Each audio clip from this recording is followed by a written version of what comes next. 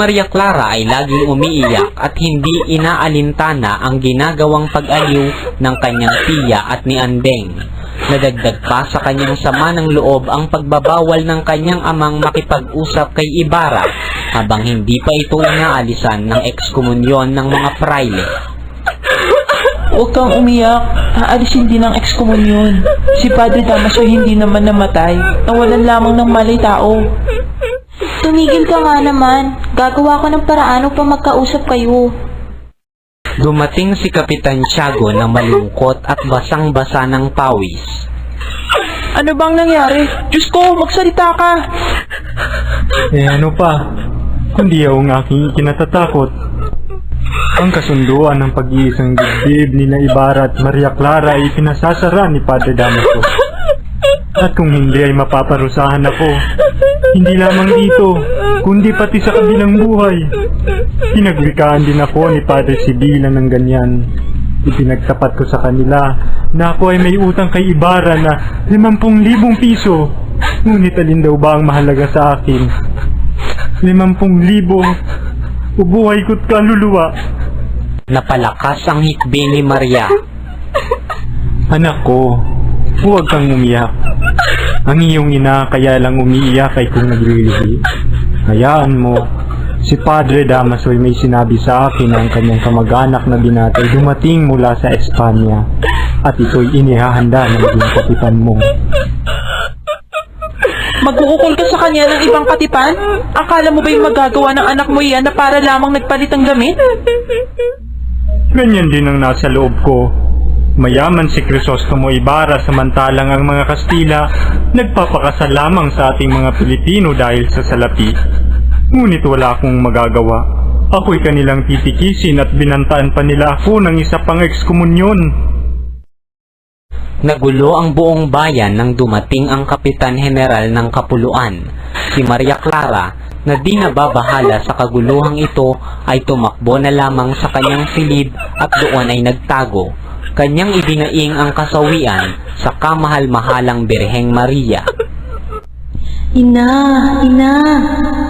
Nagtungo si Tia Isabel sa silid ni Maria Clara sapagkat ang Kapitan General ay nagpasabing ibig siyang makausap.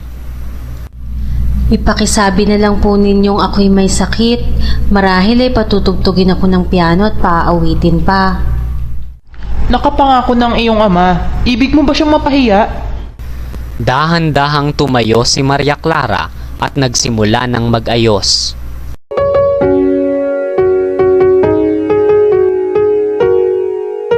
Ipinahayag ng Kapitan General sa kanyang kagawad na ibig niyang makausap ang binatang lubhang nakatawag ng kanyang pansin. Ipinahanap ko na po, kamahalan. Ngunit may isang binatang taga Maynila ang mapilit sa paghingi ng pahintulot na kayo'y makausap. Kayo raw ay laging may panahon upang mapaira ng katarungan. Tila po ang binatang ito ay ang nakaaway ni Padre Damaso dahil sa sermon. At mayroon pang isa?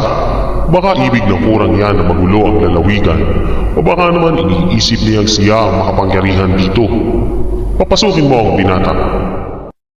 Sa labas ng bulwagan ay may ilang Kastila, mga militar, mga taong may matataas na katungkulan sa bayan, mga praile, maliban kay Padre Damaso na naghihintay upang sila'y makapagbigay galang sa Kapitan General. Unang pumasok si Padre Sibila na sinundan ni Padre Salvi, Padre Martin at iba pang mga praile. Sino po sa kanila si Padre Damaso? Hindi po namin kasama si Padre Damaso. Ang inyo pong lingkod ay may sakit. Dahan-dahang pumasok si Kapitan Tiago na akay ang nahihintakutang si Maria Clara, ngunit mayumi at magalang na yumukod. Maswerte ang mga magulang ninyo, Binibini. Madalas kayong mapuri sa akin ang inyong mga tagahanga, kaya hinangad kong kayo'y makausap at tuloy mapasalamatan ang inyong katangi-tanging ginawa kanina. Umabot na sa akin ang lahat, kaya pagsulat ko sa hari ay hihilingin kong kayo'y pasalamatan at handugan ng isang nararapat na kabuyan. Ngunit Ginoo, Binibini, karangalan kong kayo'y makaliig pang muli bago ko iwan ang bayan ito.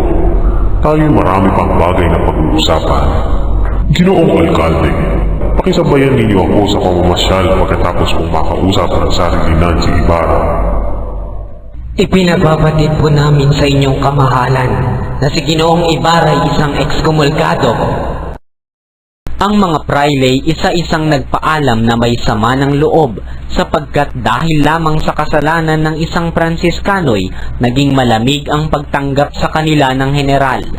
Sa silid-antayan ay nakita nila si Ibarra, ngunit tinging makabuluhan lamang ang namagitan sa kanila. Si Maria Clara naman ay nakasalubong ni Ibarra sa pintuan at nagkatinginan lamang sila. Ginoo, itinuturing ko pong isang malaking utang na loob ang ganitong uri ng pagtanggap sa akin ng isang sugo ng hari ng Espanya. Tungkol sa di ninyong pagkakaunawaan ni Padre Damaso ay huwag kayong mabahala ni magtanim sapagkat hindi kayo maaano hanggat ako ang namamahala rito sa Pilipinas. Ang inyong ekskomunyo'y makikialaman ko sa Arsobispo, ngunit kailangan din tayo yung makibagay sapagkat ang kalagayan natin dito ay naiiba sa Europa o sa Espanya. Ginoo, ang tangi kong pangarap ay makitang maligaya ang aking bayan, kaligayahang utang sa Espanya at sa pagsisikap ng aking mga kababayan. Ang pamahalaan po ang tanging makapagbibigay nito sa pagkakaroon ng tamang pagbabago ng pamamalakad.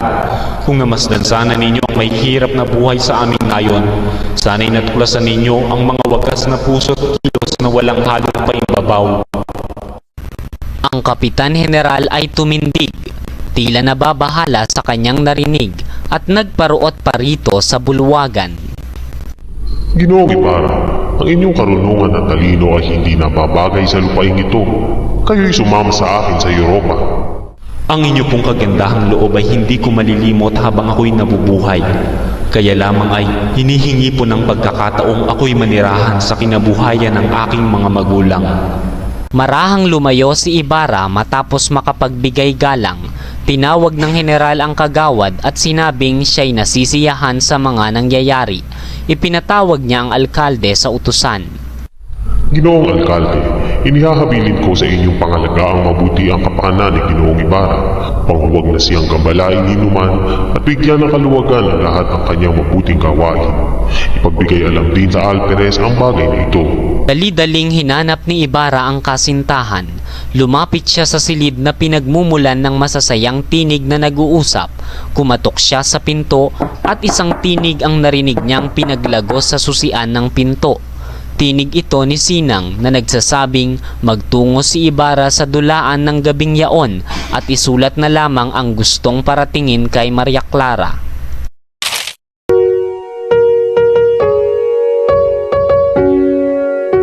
Kinagabihan ay inilabas sa simbahan ang maringal na prosesyon sa saliw ng nakatutulig na paputok at umaalingaw-ngaw na dupikal ng mga kampana.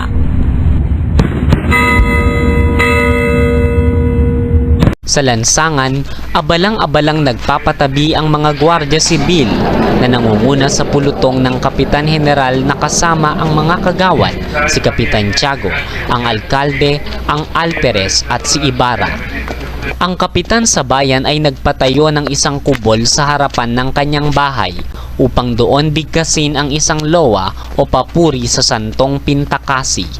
Ang maringal na prosesyon ay pinangungunahan ng seryales na pilak na dala ng 3 sakristang may guwantes, ng mga batang nag-aaral na kasama ng kanilang guro, at pagkatapos ay ang iba pang mga batang may dalang parol na nakasabit sa dulo ng kawayan.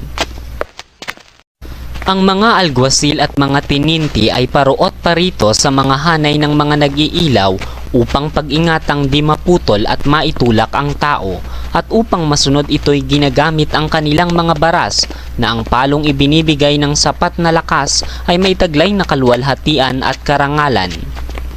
Ginoong Alkalde, ang pamamalo po bang iyon ay parusa sa mga may kasalanan o ginagawa lamang sa hangad na makapamalo? Matwiran ang inyong tanong. Ang inuugaling niya ay makahayop at magiging punahin ng mga taga-ibang lupain. Kailangang ipagbawal.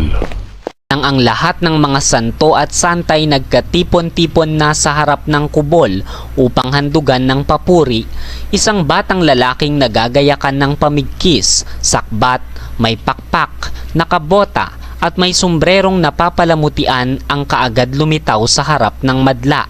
Ang bata'y bumigkas ng tula sa mga wikang Latin, Tagalog at Kastila.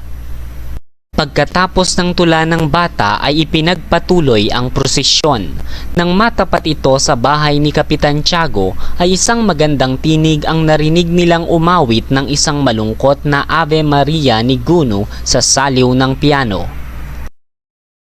Kasalukuyang nag-iisip ng malalim si Ibarra nang mapansin ng Kapitan General. Hinihintay kong magkasalo tayo sa pagkain at tuwing pag-uusapan natin ang tungkol sa mga batang nawawala.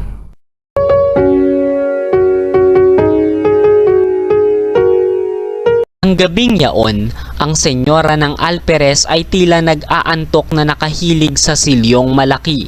Ni hindi idinungaw ang malaki niyang mukha sa nagdaang prosesyon.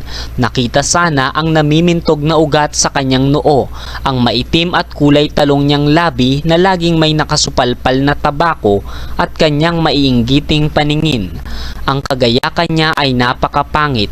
Ang tanging palamuti ay isang panyong nakatali sa ulo. Ang baroy pranelang bughaw na pang-ibabaw at isang sayang kumupas na naglalarawan sa mga yayat at pipinghita na ikinukuyakoy madalas. Nang umagang yaon, ang paraluman ng Guardia Sibil ay hindi nakapagsimba dahil sa hindi pinayagan ng kanyang asawa. Ikinahihiya nito ang katawa-tawa niyang pananamit, bukod pa sa amoy nitong tulad ng kasuyo ng Guardia Sibil. Ang di pagpayag ng Alperes ay sinamahan pa ng ilang tungayaw, kaya nag-iisip ng malalim ang senyora kung papaano siya makapaghihiganti. Matapos ang prosesyon, napakinggan ng mga Guardia Sibil at Doña Consolacion ang malungkot na kundimang nagmumula sa mga labi ni Sisa. Ang awiting iyon ay tila nakapukaw sa katauhan ng nayayamot na si Doña Consolacion at iniutos kaagad sa Guardia Sibil na paakyatin sa bahay si Sisa. Vamos, magkantar, ikaw! Hindi maunawaan ni Sisa ang utos ng Donya na ikinatuwa naman nito. Upang ipabatid na hindi marunong ng Tagalog ay sinadya niyang pagsasalita ng mali upang sa gayon ay masabing siya'y mula sa Europa. Dahil sa ugaling ito kaya siya madalas na masaktan ng Alperes na nahihirapan sa pagtutumpak ng kanyang pananalita. Tinawag ng senyora ang bantay at inutusang sabihin kay Sisa sa wikang Tagalog na umawit sapagkat hindi ito makaunawa ng Kastila. Naunawaan naman agad ni Sisa ang iniutos ng bantay kaya inawit niya ang Kundiman ng Gabi. Ang awit ay tumalab sa puso't damdamin ng senyora kaya nabigla ito't lumabas ang tunay na kaalaman niya sa Tagalog. Itigil mo at huwag ka na kumanta, ako'y nalulungkot. Tumigil sa pag-awit si Sisa. Ang bantay ay pamaang na napatingin sa senyora dahil sa marunong pala ito ng Tagalog. Napahiya si Doña Consolacion kaya pinaalis ang bantay at ipininid ang pinto. Matapos mailapat ang pinto ay hinarap si Sisa at nag-utos sa wikang Kastila. Baila! Baila! Hindi tuminag si Sisa kaya't muling inulit ng senyora ang utos na sinabayan ng pag-indak at paglundag. Napangiti si Sisa. Ang senyora ay tila nakahalata at tumigil. Kinuha ang latigo at sa pamamagitan ng palo sa paay pinasayaw ang baliw. Init ang alpereza kaya dinalasan ang pamamalo hanggang sa nabuwal si Sisa na dumaraing at hinahaplos ang tama ng latigo. Ang Donya ay tuwang-tuwa sa kanyang pagmamalupit, kaya hindi niya namalayan ang pagdating ng asawa. Ano nangyari sa'yo? Bakit hindi ka man lang nagmagandang gabi? Hindi sumagot ang Alperes at sa halip ay tinawag ang bantay. Inutusan itong dalhin ang baliw kay Marta upang mabihisan at magamot. Ipinagbiling ding bigyan ng maraming pagkain at mainam na higaan at binalaan ang bantay na huwag lapastanganin ito sapagkat kinabukas ay dadalhin si Sisa kay Ginoong Ibarra.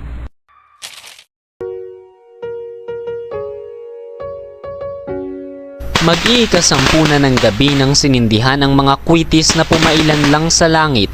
dumarami na rin ang mga taong nagtutungo sa liwasan ng bayan na pagtatanghalan ng dula. Si Don Filipo ang nangangasiwa sa palabas. Kausap niya noon si Pilosopo Tasio. Wala po akong magagawa. Ayaw tanggapin ang aking pagbibitiw at tinanong pa ako kung hindi ko kayang gampanan ang aking tungkulin. Sinagot ko siyang ang bawat tungkulin ay may taglay na kapangyarihan, ngunit ako'y wala. Naputol ang pag-uusap ni na Don Filipo at Pilosopo Tasio nang dumating sina Maria Clara na kasama ang mga kaibigan. Kasunod nilang dumating ang kura, ilang Kastila at mga may kapangyarihan. Sinimulan ang palabas, ngunit sa halip na ang pansin ni Padre Salvi ay nasa entablado, ay nakapako ang kanyang paningin kay Maria Clara. Ang pagdating ni Ibarra ay nagbunga ng alingas-ngas. Hindi nagtagal ay nilapitan ni Padre Salvi si Don Filipo. Maraming sinabi ang kura kay Don Filipo. Ikinalulungkot ko po. Malaki ang naiabuloy ni Ginoong Ibarra, kaya karapatan niya ang lumagi rito sapagkat hindi naman nanggugulo. Nagbanta si Padre Salvi. Pinanagot niya ang tenyente sa harap ng Diyos at sa may kapangyarihan kapag hindi niya pinaalis si Ibarra. Sumagot ang tenyente na handa niyang panagutan ang lahat at idinugtong pa na wala siyang ikinatatakot sapagkat nakita niya si Ginoong Ibarra na maghapong kausap ng Kapitan General at ng Alkalde ng lalawigan. Kung gayon, kami ang aalis. Nilapitan ni Ibarra ang mga dalaga. Sinabihang mayroon siyang nalimutan, ngunit babalik din kaagad. Paglisan niya, maya-maya'y lumapit ang 2 gwardiya sibil sa tenyente at ipinatitigil ang palabas. Dapat ipatigil ang palabas sapagkat nag-aaway po ang Alperes at ang kanyang asawa at hindi sila makatulog sa ingay. Kami may pahintulot ng alkalde at sabihin mo sa Alperes na ni ang kapitan na siya kung pinakapuno ay walang karapatan sa amin. Ang mga tao ay nasiyahan sa natapos na sarswela nang biglang nagkagulo ang mga nanunood. Anong nangyari? Hinagad ng 2 gwardiya sibil ang mga musikero upang pigilin ang palabas. Ngunit ang mga ito'y nahuli ng mga kwadrilyerong katulong ni Don Filipo. Pinadala ang mga gwardiya sibil na ito sa tribunal. Tamang-tama ang pagbabalik ni Ibarra. Noon din ay hinanap niya si Maria Clara. Ang mga dalagang nangatatakot ay nagsikapit sa bisig ng binata.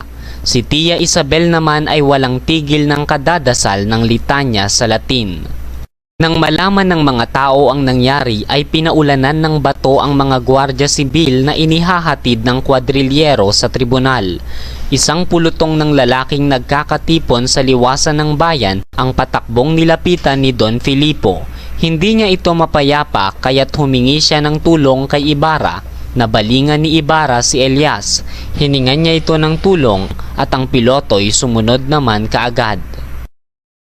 Ang kaguluhan sa liwasan ay sinusubaybayan ni Padre Salvi. Isang pangitain ang nabuo sa kanyang guni-guni. Nakita niya si Ibarra na pangko si Maria Clara na walang malay at nawala sa kadiliman ng gabi. Halos mabaliw si Padre Salvi. Mabilis siyang nagtungo sa liwasan ngunit wala ng tao. Pagkatapos ay nagtungo naman siya sa tahanan ni Kapitan Tiago. Sa nakapinid na durungawan ay nabanaagan niya ang anino ni na Maria Clara at Tia Isabel na nooy may inilalagay sa tasa.